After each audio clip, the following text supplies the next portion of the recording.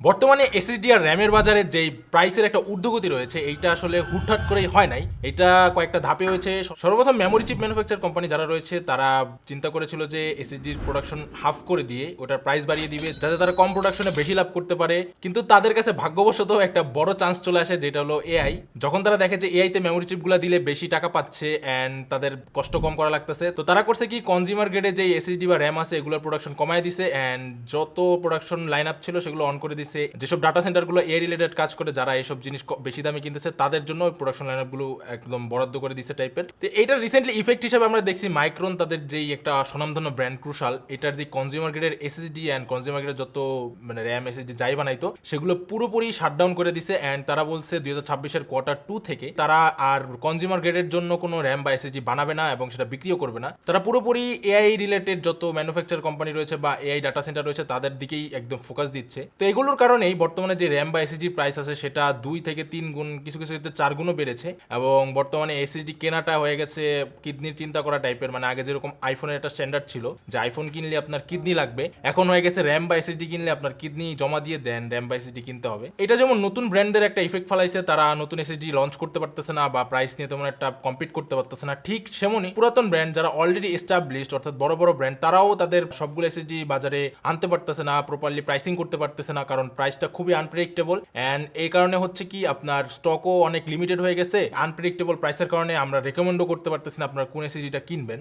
আর বাংলাদেশের বাজারে জেন 4 আর gen 3 SSD যেই হারে বিক্রি হয় তার ঠিক অপোজিট হারে জেন 5 এসএসডি বিক্রি হয়, অর্থাৎ অনেক কম। আর সেটার ধারাবাহিকতায় বাংলাদেশের বাজারে আরেকটা নতুন জেন 5 এসএসডি লঞ্চ হয়, সেটা কিছুদিন আগে হয়েছিল বাট আমাদের স্টুডিওতে আস্তে আস্তে একটু টাইম লাগে। সেটা হলো অ্যাডাটা মার্স 980 ব্লেড। এইটা একটা জেন 5 এসএসডি আর এই এসএসডিটা আমাদের কাছে পাঠিয়েছে গ্লোবাল ব্র্যান্ড পিএলসি।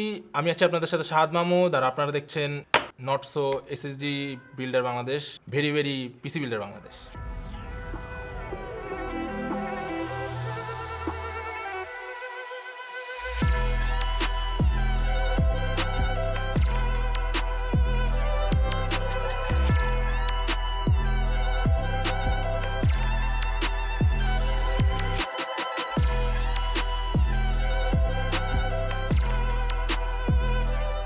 এসিডিটা একটা রেড কালারের বাক্সে আসে, বক্সের একটা সাইডে একটা ওদের যে মাস্কট আছে অ্যানিমে মাস্কট টাইপের ওটা দেওয়া রয়েছে, ডান পাশে উপরে ওদের গ্লোবাল ব্র্যান্ডের যে অফিসিয়াল স্টিকার সেটা লাগানো আছে। আর এটা যদি আমরা খুলি তাহলে সাদা রঙের একটা কাগজের ট্রেতে এসিডিটা পাই। এসিডিটার সাথে একটা হিটসিঙ্ক আসে যেটা এসিডিতে লাগানো থাকে না। হিটসিঙ্কটা আসলে প্রপার হিটসিঙ্কও না, একটা হিট স্প্রেডার বলতে পারেন, অ্যালুমিনিয়াম বা কপার টাইপের ভাইব দেওয়া, আর এটার উপরে একটা থার্মাল প্যাড দেওয়া আছে। এখানে একটা বিষয় আমার খুব ভালো লাগছে, সেটা হলো ওরা হিটসিঙ্কটা একবারে লাগাই দেয় নাই, আলাদা দিয়েছে। আপনি চাইলে লাগাতে পারেন যদি আপনার মাদারবোর্ডে প্রপার ভালো হিটসিঙ্ক থাকে জেন 5 গ্রেডের এসিডিকে ঠান্ডা করার মতন, তাহলে এটা আমি মনে করি লাগানোর কোনো প্রয়োজন নেই, এটা আপনি আলাদা রেখে দিতে পারেন। আর যদি না থাকে তাহলে এটাও লাগাই আপনি ইউজ করতে পারেন, দেখতে সুন্দর, মোটামুটি একটা নর্মাল মিনিমাল লুক দেয়। এসএসডিটা একটা ডাবল সাইডেড এসএসডি, অর্থাৎ এটা দুই দিকে চিপ রয়েছে অ্যান্ড এটা যদি ফ্রন্ট সাইডে দেখি তাহলে একটা সিলিকন মোশনের কন্ট্রোলার চিপ রয়েছে, পাশেই একটা স্যামসাং এর ডিরেম চিপ রয়েছে অ্যান্ড তার পাশেই দুইটা মাইক্রনের চিপ রয়েছে অ্যান্ড যদি এটার অপোজিট সাইডে দেখি সেখানে একটা ডিরেম চিপ রয়েছে অ্যান্ড আরো দুইটা মেমোরি চিপ রয়েছে, অর্থাৎ বুঝতেই পারতেছেন এইটাতে মোট টোটাল দুইটা ডিরেম চিপ অ্যান্ড 4টা মেমোরি চিপ রয়েছে, যেখানে 4টা মেমোরি চিপের প্রত্যেকটা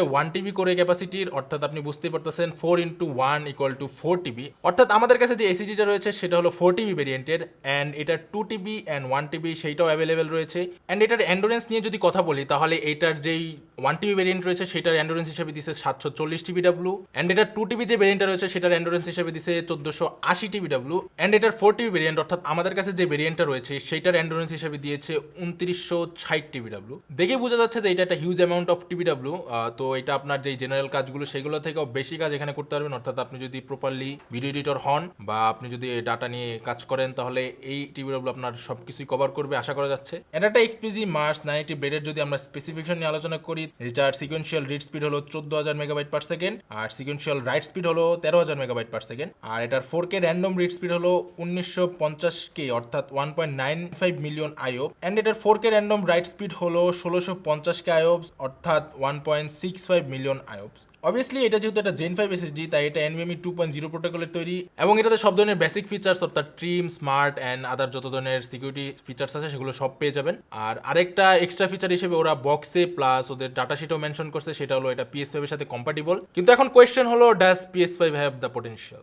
কারণ PS5 ম্যাক্সিমাম 5500 থেকে 7400 মধ্যেই ওদের এসএসডির যে এনভিএমই স্লটগুলো থাকে ওগুলো সাপোর্ট করে, অর্থাৎ আপনি যদি এটা একটা PS5 এ লাগান আপনি এটা থেকে প্রপার যে আউটপুট সেটা কখনোই পাবেন না। সো এটাতে PS5 সাপোর্ট থাকা আর না থাকা একই কথা।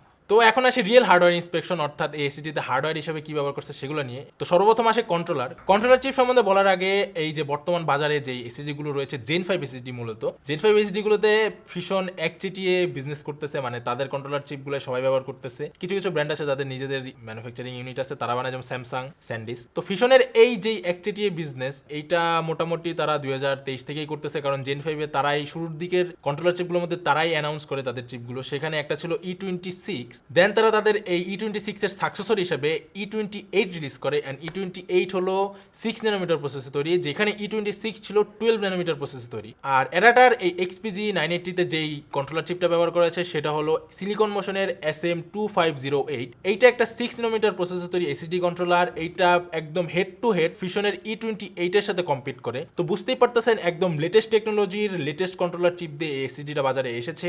এন্ড এই কন্ট্রোলারটার ম্যাক্স সিকোয়েন্সিয়াল রিড, মানে যেটা ক্লেম করছে সেটা হলো 14.5 Gbps and max sequential write speed হলো 13.6 Gbps। 4K র্যান্ডম রিড এবং র্যান্ডম রাইট স্পিড হলো 2.5 মিলিয়ন আইওপস। এইটা একটা 32-বিট কর্টেক্স R8 প্লাস আর্কিটেকচারে তৈরি। এটার কোর কাউন্ট হলো 5টা এবং এটাতে মোট টোটাল চ্যানেল রয়েছে 8টি। এখানে প্রত্যেকটি চ্যানেলেই টোটাল সিএ রয়েছে 4টি, অর্থাৎ আপনি বুঝতেই পারতেছেন যে সবগুলো যদি আমরা যোগ করি তাহলে টোটাল এই কন্ট্রোলারের সিই হলো 32টি।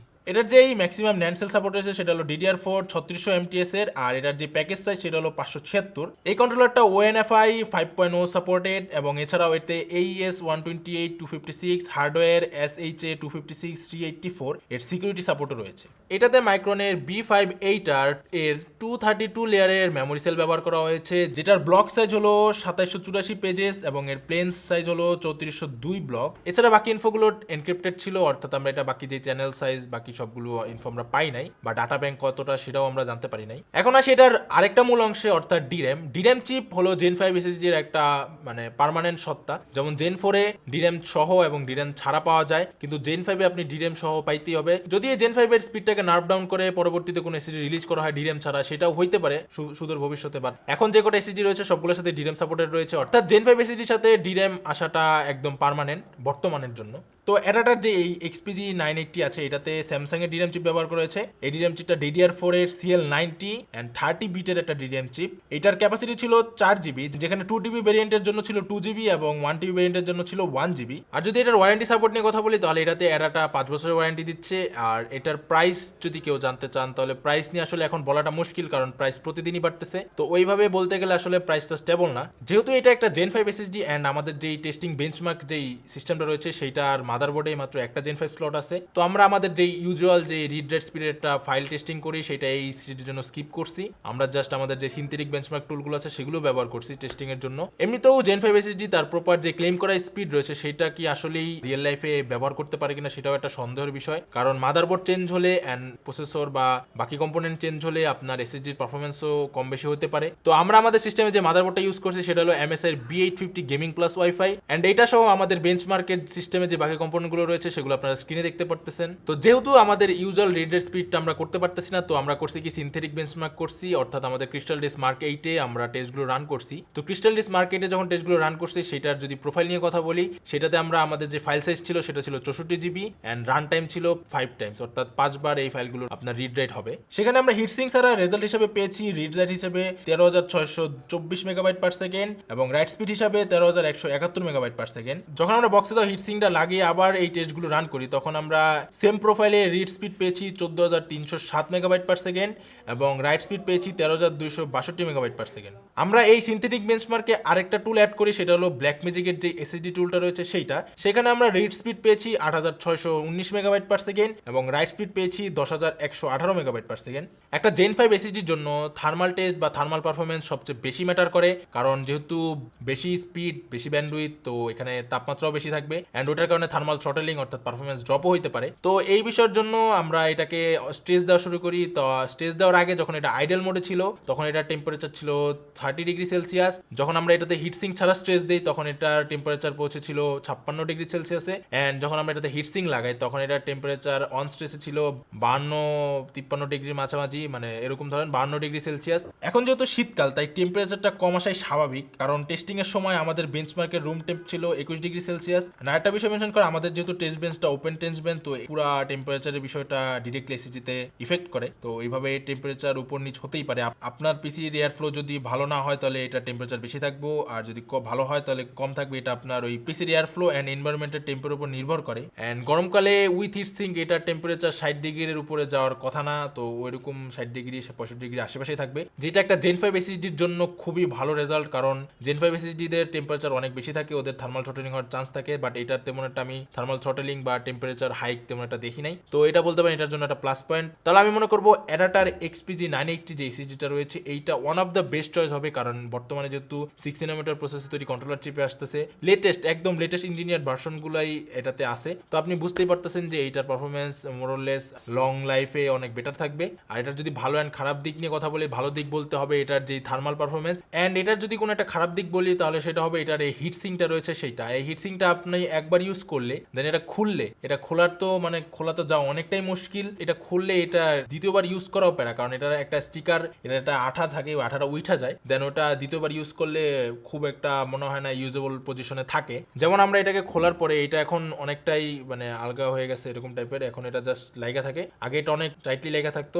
আমার মনে হয় যারা জেন 5 এসএসডি ইউজ করেন তাদের কাছে অবভিয়াসলি ভালো হিটসিং এর মাদারবোর্ড আছে, তো এটা নিয়ে আপনার প্যারা খাওয়া লাগবে না। আর এমনিতেও জেন 5 এসএসডি গুলো লং রানে ইউজ করার জন্য একটা ভালো মাদারবোর্ডের বা ভালো আফটার মার্কেট হিটসিং দরকার পড়ে, এসব স্টক হিটসিং গুলো অতটাও কাজে আসে না। ঠিক যেভাবে 2025 সালে শুরুটা হয়েছিল জেন 5 এসএসডি রিভিউ করে, ঠিক একইভাবে 2025 সালে শেষ হচ্ছে জেন 5 এসএসডি রিভিউর মাধ্যমে। শুরুতে করেছিলাম MSI এর স্প্যাটিয়াম এসএসডিটা, আর এখন যেটা ছিল সেটা হলো অ্যাডাটা XPG 980। তো যাওয়ার আগে একটা জেন্টাল রিমাইন্ডার আসছে 31শে ডিসেম্বর, ওই দিন রাত্রে কেউ আতশবাজি ফাটাবেন না এবং ফানুস উড়াবেন না। চেষ্টা করবেন বাসায় থাকার অথবা অন্য কোনো ওয়েতে এনজয় করার। চাইলে গেম খেলতে পারেন, আমাদের রিভিউ দেখতে পারেন, এবং চাইলে পিসিবি স্টোরে এসে পিসি বিল করতে পারেন। There is multiple way to celebrate 31st night. আমি মনে করবো আপনারা ওইসব থার্ড ক্লাস জিনিস করবেন না। তো আজকের মতন এখানেই দেখা হবে অন্য কোনো ভিডিওতে।